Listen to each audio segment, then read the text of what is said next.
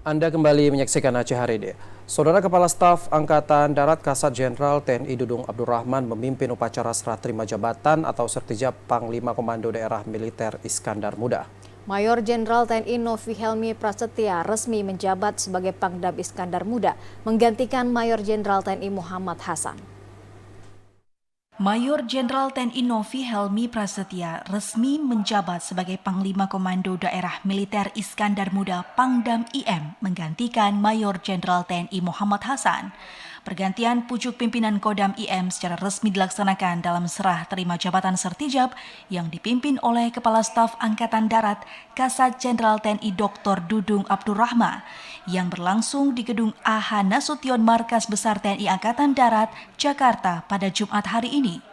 Majen TNI Muhammad Hasan dan Majen TNI Novi Helmi Prasetya merupakan lulusan Akademi Militer tahun 1993 dari Kecabangan Infanteri. Keduanya sama-sama mengawali karir di Korps Baret Merah Kopassus.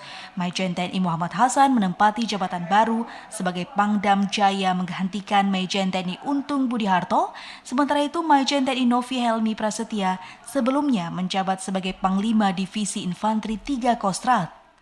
Acara diakhiri dengan sesi foto bersama pemberian ucapan selamat dari Kasat beserta Ketua Umum Persid Kartika Chandra Kirana dan ditutup dengan ramah tamah. Tim Liputan TVRI melaporkan.